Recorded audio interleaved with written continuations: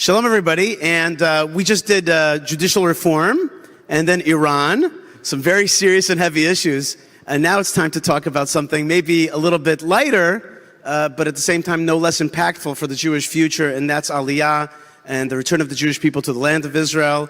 And when we talk about American Jewish Aliyah, or not just American Jewish Aliyah, but certainly in this panel has a lot of American Jewish Aliyah, but also not. When these people come from their respective places, they change the face of Israel. We have a lot of, great young, how should I say, Aliyah stars, people who have taken their life and chosen to make Israel their home, but that's not enough. Not only have they come home and enjoyed the safety and the economic success of Israel, but also contributed to it. So we're going to start all the way from the extreme side of the panel. We'll talk with Mari Beza, okay? Mari is, when I said before, American Jewish Aliyah, she's not from the American Jewish Aliyah, she's from the Ethiopian Aliyah. Today, though, she is part of the American scene in the sense that she is the Jewish Agency's representative at the University of Pennsylvania. Mari, tell us a little bit about a story, about how your family made Aliyah, and maybe we'll compare that a little bit to the challenges of American Jewish Aliyah. Tell me about it. Thank you so much, everybody. I'm really truly happy to be here. And every time that I came to the conference or to speak about the Ethiopian Jews, it's always remind me the story of my grandfather. She's 89 years old and she's in Israel. She's my only grandmother. And her stories always remind me of Zionism and returning back to the land of Israel. So when she came in 1991, Operation of Solomon, she get off of the plane and she's straight away going and kissing the land of Israel. Right away. That's the first thing that she did when she get off the plane. And then she will pray the prayer of her ancestors, and her parents teach her when she was in Ethiopia that one day she will return to Israel, and especially Jerusalem. You call this Jerusalem Conference, and it's something. The word Jerusalem for Ethiopian Jews is very powerful. Just the word Jerusalem. Yes. Jerusalem for us is a place when the temple was there. So when she prayed the prayers, and it's just the way that she hold her hands in the skies and being able to return back to her ancestors and to the promised land. It's something that inspired me to do my job here as the Israel Fellow of the Jewish Agency. And that's a story that always reminds me. And she's still alive and she's in Israel. And every time that I need to get inspired and loving Israel and loving Jerusalem, I always go to her house and listen to her stories. So it's Zionism, not cynicism, I call it. Zionism, yes. Not cynicism. Tzionut, lo tziniut. That's what we call exactly, that. Very good. Yeah. Michal, you made Aliyah 12 years ago. You were a lone soldier. Today you do art therapy all over the world and in Israel, including with kids from Rwanda. But what stuck out for me is that you were a shooting instructor. I recall the shooting instructor girls, which I loved, every single one of them, and they were the ones, I was in the paratroopers, and they would stand on our back with one foot and teach us how to shoot an M16. It was like the greatest experience to see these young Israeli girls teach us guys how to shoot properly. Tell us a little bit about your Aliyah and that part of it. Sure. So I made Aliyah from New York, and I was really, really excited. I grew up in very Zionist beliefs. My dad is Israeli, my mom is American. And I started my university here in the States and art, and I came to Israel as a lone soldier through Nefesh B'Nefesh and Green Sabar. And yeah. And as soon as I came to the army as a lone soldier, I was like, well, I'm going to be an army painter. And they're like, that's nice, that's not a thing. So I became a shooting instructor, and I'm very, very grateful for my service. I think I learned incredible things. I made incredible connections, but one of the main... What shooting did you teach? Oh, I taught on semi-automatic and automatic guns, and I taught both infantry troops and other troops that came to Israel as well. And I think it was one of the most incredible experiences to connect with so many people in so many bases. And what was really, really, really important for me is to see how many people from so many backgrounds come into the IDF. And I wasn't the only American there, and I wasn't the only one struggling, and we did it together, and I think that's really, really powerful. That's also one of the reasons I became an art therapist, because I believe that... How do you go from shooting to art therapy? Do you see that there's a bit of a disconnect there, seemingly? Absolutely. I can see how a lot of people can think that there's a disconnect. I personally see a great connection in it because I saw a lot of the people that struggled with mental health in the Army really need a way to connect to themselves, and so now I personally work with men and women from services both in Israel and here in the States, in the Marines, through art therapy to get connected to their emotions, people that have gone through trauma and suffer from PTSD. Okay, very good. All right, so you've basically helped people be strong in shooting and strong through art and overcome their problems. Shalom, when I was pre-interviewing you for this panel, you told me that you live by the Bible. You told me that you were raised in Brooklyn, you made Aliyah from Muncie, and then you told me that before you made Aliyah, you had a vision and a plan that involved you flying to Italy to buy vending machines. Can you please explain that to me? What does a vending machine and a plan have to do with Italy and Israel? I struggle with the whole vending machine thing. People like type our company in vending machines. I'll get back to that. But in 2015, I was in the solar business in New York, New Jersey, and we went for a family trip. I have 5 children, wife and 5 children. We went for a family trip to Israel, and it was just amazing, 2 weeks. And I realized I had to live there. I didn't want to leave. I had to leave. I had a business, but over the next year and a half, I reorganized my life to start a new business. I was already looking at smart vending, the smart vending industry.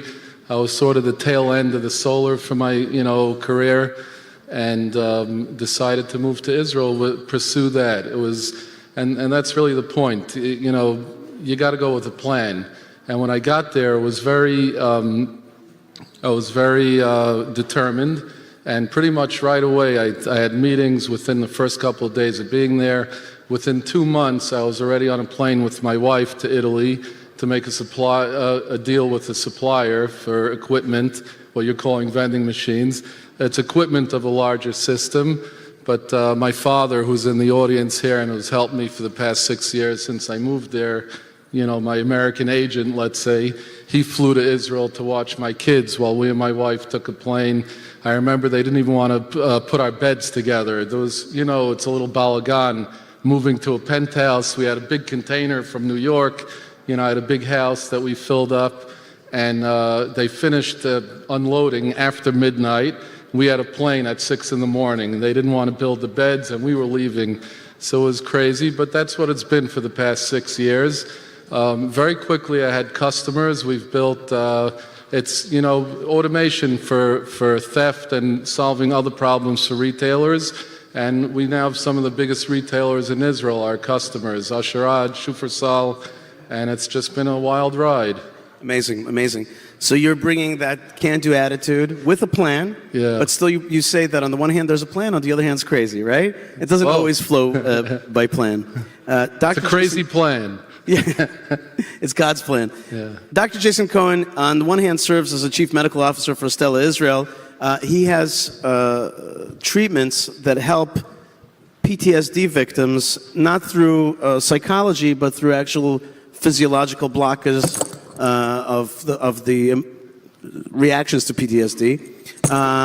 And so he's working at a startup. But then he also has another hobby, which he loves peanut butter. And he went out and searched and sourced the best peanuts in the world. They happen to be made in Israel. And now he's making something called holy butter, which is both peanut butter and actually almond butter as well. The best in the world, totally made in the land of Israel. No preservatives, no additives. The folks at Trader Joe's are jealous. Tell me about how you fuse this kind of life where you both help folks with PTSD and block their reactions, at the same time create peanut butter for joy. What's that about? Sure, thank you, first of all, for the introduction. Listening to the introduction, I have to admit it does sound kind of nutty. But in 2011, my wife and my 4 kids, we made Aliyah under the auspices and great assistance of Nefesh B'Nefesh. And we have here in the audience, we have Rabbi Yeshua Fass from Nefesh B'Nefesh, and we have Ophir Sofer, who's the Minister of Aliyah Absorption, and many people involved in Aliyah. So we really have the superstars of helping Jews make Aliyah right in the front row here. Go ahead. So, by training, I'm an anesthesiologist and interventional pain management physician. They were very much instrumental in assisting the conversion of my licensure over to Israel. I completed work in Shari Tzedek. And then the following years, 6-7 years, I was commuting approximately twice a month to the US for both clinical work and consulting. When a small inconvenient virus... So you were commuting to the US? That's correct. Living in Israel, commuting, yeah. Correct. I'm a big fan of the commuters. I think that they're heroes, really. While also starting my clinic for pain management here in Israel. Right. When a small inconvenient virus came in, called Corona, all travel ceased, and I suddenly had a lot of time on my hands. I began to take part in some interests that I never really had time for, and wondering about certain things, we ran out of peanut butter in the house. And my wife said, Jason, I don't care about your work. We have no peanut butter. So I started to think, and Israel is a world leader in agri-tech, world leader in fruits and vegetables, and I said, what's going on in the nut industry?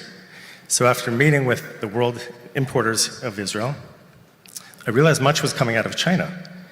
And then through research, I was able to identify the Israeli groundnut board for peanuts and similar for almonds. I made connections, was visiting the fields and the farmers, and I discovered that Israel is the #1 leader of peanut production in the world in terms of quality. So Israel has the best peanuts. Did you know that? Did you know that Israel has got the best peanuts in the world? I did not know that. Okay. Yes.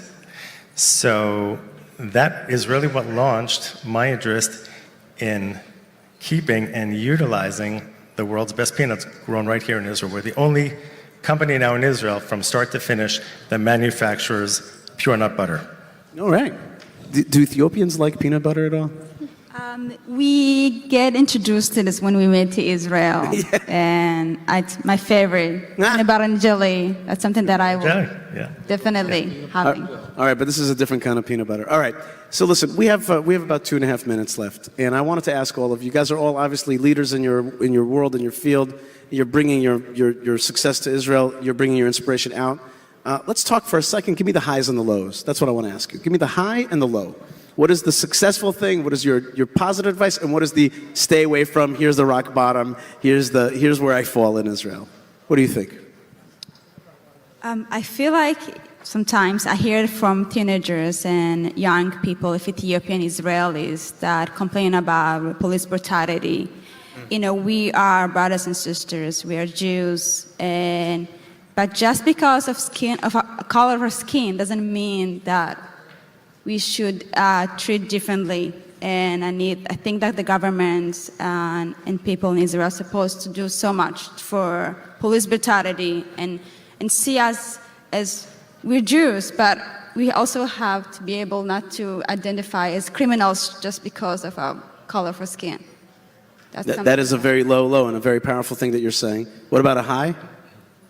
The highest is I see the continuous of Ethiopians coming to Israel, and there's more operations and connecting families and brothers. I'm sorry, and are you able to inspire people with your Ethiopian Jewish Aliyah message in America? Absolutely. My students is inspired by my story, and they say the Ethiopian Jews' his story is something inspiring, and they connected more to Israel and being able that there is Israelis who are Ethiopians, and they feel more connected to Israel and Judaism too.